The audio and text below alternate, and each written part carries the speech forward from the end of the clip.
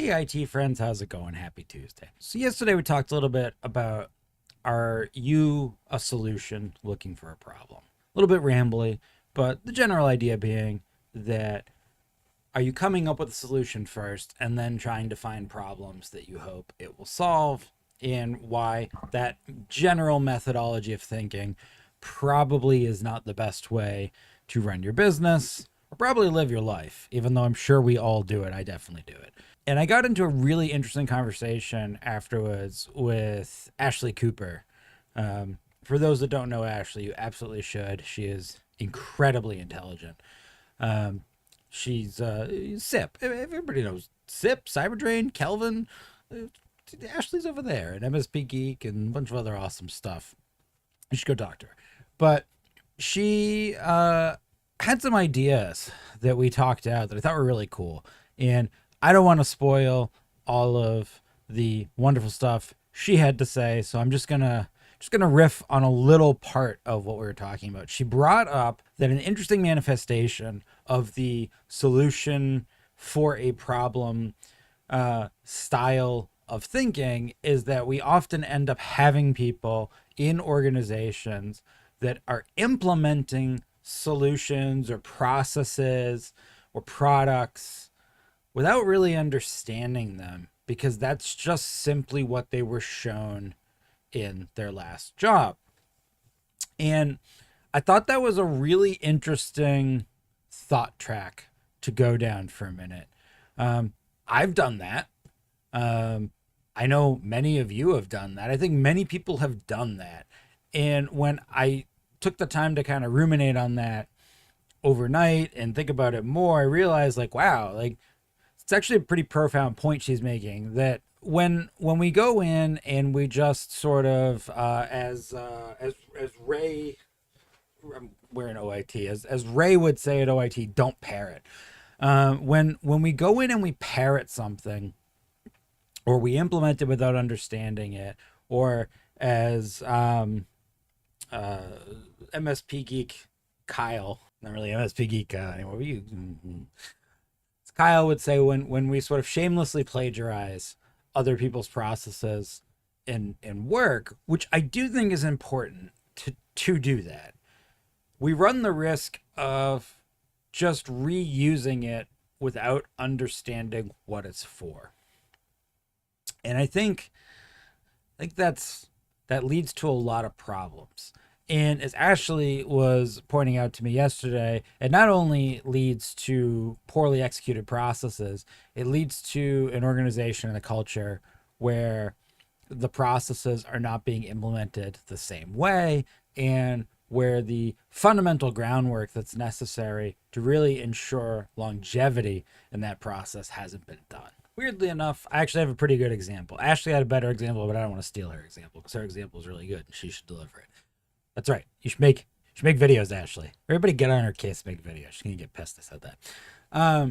And funnily enough, this ties back to a Spicy Monday post that Tara made recently about sort of untouchables in your organization that are not compliant with the process and how that can drag everything down. So see, like, the meta of this week is basically arbitrary process adherence. So a long time ago, when I first started getting involved in IT Nation, so like mid 2000s, a lot of us who were going to shows at that time were interacting with Paul Dipple of Service Leadership. And eventually the SLI chart of accounts and SLI reporting was sort of released via ConnectWise to the general public and made digestible for the common man. And so suddenly overnight, a lot of us were going in and plugging in their chart of accounts and reporting the numbers back to them, basically because Paul is smart and Paul told us to. If you didn't do SLI, but you were in any peer group at this time, you probably had a similar experience. You were probably given some sort of accountability metric sheet with financials and told you report these numbers. What I noticed back then, and I notice now still, and I've had more time to further expand on it, but let's go back to that time. So I noticed that a lot of the folks that were in the peer groups we were in, including us, we were reporting these numbers, but we didn't really understand what the numbers meant or how the numbers were being arrived at. We were just doing it because we were told to do it. And we'd be in these peer group meetings with the accountability sheets, and we would all be, ranked within our peer group. And that was really interesting to see if we were, number 1 or number 10 or wherever in the middle for any particular ranking. But other than being proud of myself and sort of vaguely having some semblance of an idea that we were generally doing these behaviors at our MSP, which probably led to this, if you had discreetly said to me, how did you arrive at that particular number? What was the exact steps that you went through to get that so I can repeat it? I actually wouldn't be able to tell you. And interestingly, the owner of my MSP wouldn't have been able to tell you. And in fact, I don't think a single person in my peer group would have been able to tell you. There's some people that might have been able to have a more educated response, but I don't think anyone there would actually be able to articulate exactly how whatever behaviors they were doing discreetly led to that information being entered, managed, propagated, and then reported on. If everybody's doing well, right? If we have strong, top of funnel, who cares? But the thing is, we don't always perpetually do well. We don't always have strong top of funnel. So understanding why you've been successful or why you haven't is actually really important. Stick with me. So as I moved further through my career and had the opportunity to slowly learn everything, how the sauce is made, Gordan Ramsey style. So not just how the sauce is made, but how the tomatoes are grown and how they're shipped, like every little bit. As I slowly learned every little bit of it, I started to come closer and closer and closer to being able to answer that original thought experiment of whatever this metric we're looking at, this financial metric, what actually goes into arriving at it, and how do I manage it? And basically, how do I end up where I can tell you from the reporting all the way back to the individual moment that metric or piece of that metric was entered into the system, everything that led up to that. Once I got to that level of understanding, what was interesting was I recognized, and this ties back to SLI, I recognized how many of my peers at this time were using SLI and using the SLI chart of accounts that I had no idea what the fuck they were doing. And it's weird because it's not necessarily complex. I use the tomato sauce recipe as an example. Like, tomato sauce is not particularly complex. You have tomatoes and you smash them up, and you may go through some sort of process, boiling them, cooking them, straining them, but you smash up the tomatoes, you throw in a little bit of olive oil and whatever spices you want, and that's it. It's tomato sauce. It is not a very complex thing. But yet, depending on how you make it, what process you follow, and what ingredients you have, it can have a bunch of different tastes. Good, bad, different regions can make or break a dish. And the thing is, a lot of you are at the MSP level are just functionally going to the store and buying a bottle of ragu because you know it tastes good, but you have no idea why. And a lot of the time that doesn't matter, right? Like, if I'm making pasta, I don't need to know why the sauce tastes good. I just need it to taste good. And I like basil, so get the one with basil in it. Like, and that's as much as I need to know. But the thing is, you're not just making pasta, you're trying to grow a business. And like I talk about in a lot of my videos, you hit a point where you start to plateau your business and you can't move it forward any further. And a lot of this comes back to that fundamental lack of understanding of exactly what is going into the process or tool or product or concept you've just implemented without understanding. Oh, and by the way, if you tell me you're doing SLI and reporting your financial metrics, and you let me look at your PSA, and your PSA has not been set up to reflect your chart of accounts and push revenue through explicitly to the correct line items, then I de facto know that you just copy pasted SLI and don't fundamentally understand it. See, sauce isn't that complicated. It's that you just don't realize how simple it is until you have that full understanding. So on the front end, I mean, I thought it's a pretty profound thought, but so what? Like, great. Like, fully accept the premise that whenever possible, it's not good to parrot or just implement something without fully seeking to understand what it does and what it is. But we're running a business, Dean, and we need to move quickly, and we don't have time to invest a year, 2 years, 3 years into uncovering all the individual secrets and mysteries of everything around us. Why? Why does any of this matter? I'm glad you asked, person on the other side of the camera. Glad you asked that. It sets me up to talk more about why. Because you're having growth without stability. And that's important because, as some of my MSP friends have pointed out, there's one recently who was saying he joined a peer group that had much bigger MSPs than him, and they had all these small problems. And he's right. And it's not that they have all these small problems and he's grown beyond them. It's that you never stop having the problems. Your business is cyclical. And as you improve your operational maturity and hit the sort of plateau of your operational maturity for your current size capabilities, ICP, and just in general, or TCP, whatever acronym we're using, as you hit that plateau and then you move on to the next level. Think of it like a video game. Like you're in the starting world and you max out your gear for level 1, and now anything on level 1 you can walk up to and touch and it dies instantly. You are effectively a god. Now you go to level 2, and if a bad guy breathes on you, you die, because all the leveling you did doesn't matter anymore once you up the level you're playing in. And so that's what a lot of service providers do, because scaling perpetually and infinitely at one particular level is very, very hard to do. That takes an immense amount of tactical and strategic vision to stay at a very specific level in perpetuity and continue to add revenue. And that's just not a thing most SMBs can do. So most MSBs grow by slowly leveling up and moving into larger and better things that produce more revenue and therefore more profit and can be done at a greater scale, which makes sense. I think that makes sense to everybody. Everybody gets that idea, right?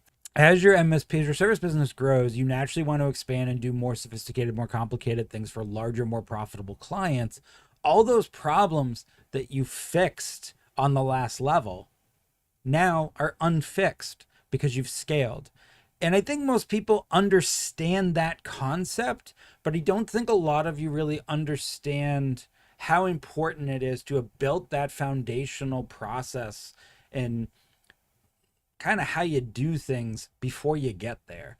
Because if you don't, and you're just sort of plugging and playing and sort of Lego bricking in other processes and other implementations and other products from other things at that level that have been successful, you won't use them properly. When you go back to my video game example here, for any of you that have really played any sort of video game that has this kind of leveling system, you know exactly what I mean, because typically, as you start to level up in the game, the more advanced gear is more complicated. Like if we look at something like I don't know, like Diablo or Path of Exile, like one of these games, it's basically math in a video game. As you start to level up in that game, you get to a point where all the stats, the way gear interacts with each other, the things that it does well, does poorly, it gets really, really complex. It's not just get sword, smash things. It's what kind of sword, when, under what conditions, with what buffs, and all this other nonsense. It gets really complicated. And if you haven't bothered to learn those systems as you play through, you will reach a point where the game gets so complicated that you kind of can't really have fun anymore, because you're going to die a lot, right? Because you're not very good at playing the game. You never really learned how to get good at the mechanics. And the gear has become so complex that you can't just hit everything with a stick. So it actually starts to kind of become unfun. And you may stop progressing through the game entirely. In fact, you may stop playing the game.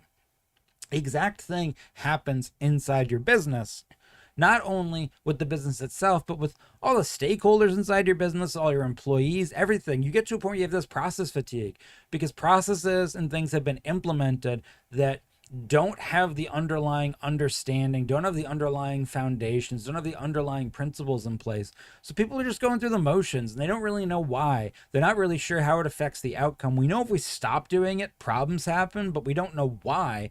And what do you end up with? You end up with idiocracy. We end up in a situation where we can't stop, because if we stop, we all die, but we don't really know what we're doing that's keeping us afloat.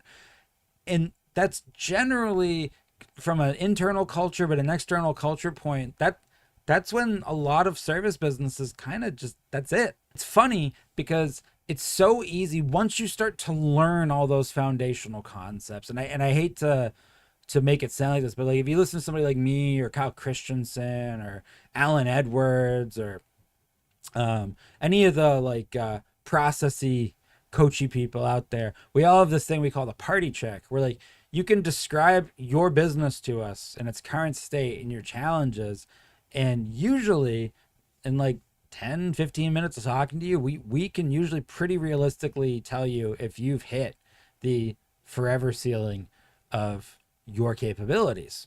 And it's so weird when you tell people this, because service business owners, they don't want to hear that, and they get kind of defensive. But it's why you'll hear me say to a lot of MSPs, you've grown as big as you're capable of growing, because growing any bigger, the leadership structure and the process structure do not have the operational depth and competency to organically grow anymore. This is it. This is as big as you can get. If you want to get bigger, you're going to have to acquire other people. Like there is no ability for you to organically grow anymore. And it's surprisingly easy to figure that out once you understand what goes into things. And if you think about it a little bit, this is kind of how everything works. I mean, we've all seen, like, think of it like a house or a building, you know, like there's a maximum viable height that you can build it before it's not stable anymore, because the foundation or the first layer wasn't built for it to get bigger. If the person who built that foundation didn't have a vision of making a 20-story building, then you can't just magically glue a 20-story building onto the foundation that was designed for a 2-story building. It won't work. It'll fall. It's not safe. It's not stable.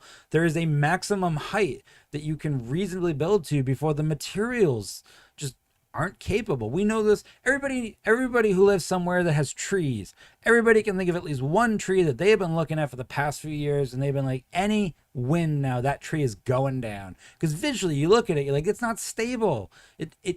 The work wasn't put in at the bottom to support the growth that's happened at the top, and it just can't stay up there forever. Or if it grows anymore, or it gets wet, or gets snow on it, or gets too windy, boop, it's going over. The same thing happens with your business. All of that usually gets started by this idea of taking some sort of process or implementation that you don't really understand, plugging it in, and never really putting in the work to learn exactly how it all functions.